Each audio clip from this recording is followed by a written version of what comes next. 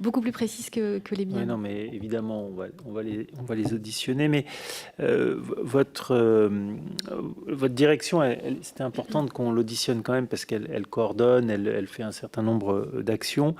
Et le sujet, c'est... Parce que là, je vous entends et je vois, on parle d'un responsable enfant sur chaque tournage.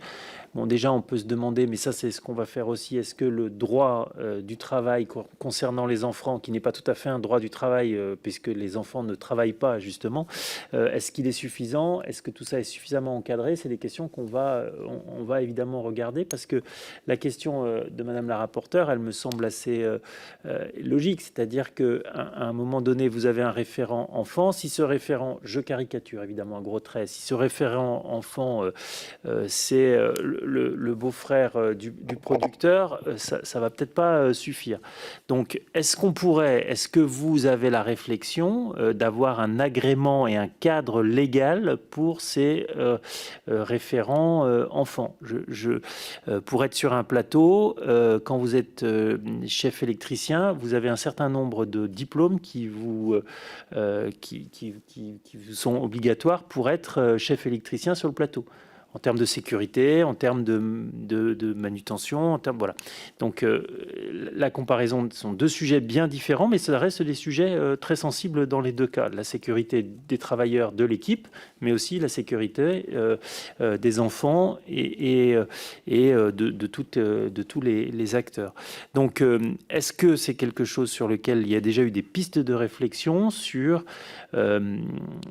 l'agrément, la certification, voire des formations, alors des formations qui pourraient être délivrées par les organismes de formation de l'État? Est-ce que c'est des choses sur lesquelles vous avez déjà des réflexions? Et c'est pas un piège, parce qu'on sait que la question est assez nouvelle, même s'il y a déjà depuis un moment des enfants sur les tournages.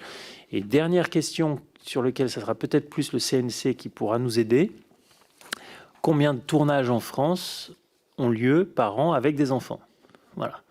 Parce que pourquoi je vous pose la question? Parce que si jamais c'est 5 tournages par an où il y a des enfants, et si c'est 500, c'est pas tout à fait la même chose et c'est pas tout à fait le même métier. Et on peut parfaitement imaginer, s'il y a que 5 tournages, avoir des référents enfants qui pourraient être peut-être des personnes dans une profession très particulière, protégée avec ces particularités. Donc voilà les questions complémentaires, s'il vous plaît.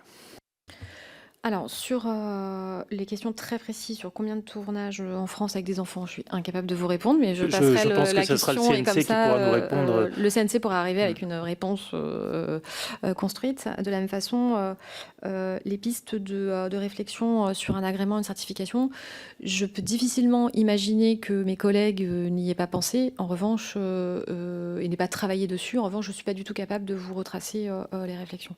Après, sur la question du cadre légal, n'oublions pas quand même que, vous l'avez dit, hein, le travail des mineurs, c'est un cadre dérogatoire et qu'avec la commission des enfants du spectacle, qui, pour le coup, existe depuis bien longtemps et avant la mise en place des responsables enfants, à la fois sur l'audiovisuel et le spectacle vivant. Et cette commission, elle a un rôle très précis.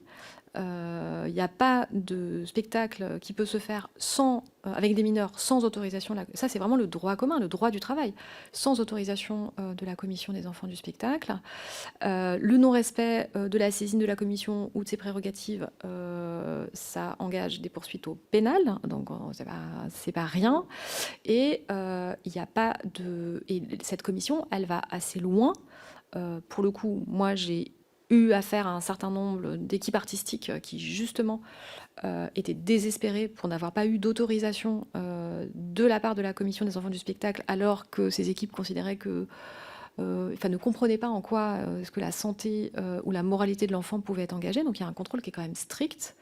Avec la commission, elle définit même les conditions d'emploi, comment l'enfant continue à suivre sa scolarité, dans quelles conditions, le nombre d'heures par jour, c'est très précis, les conditions. Et l'inspection du travail, comme je le disais, est très sensible et en tout cas, moi, on me fait écho de contrôles fréquents. Donc là aussi, l'inspection du travail pourra sans doute vous donner des éléments plus précis sur les contrôles effectués et le nombre, par exemple, d'infractions éventuellement remontées. Mais il y a ce droit commun, droit du travail lié à la commission des enfants du spectacle qui est précis. Pour le reste, je laisserai mes collègues répondre. Non, mais ma question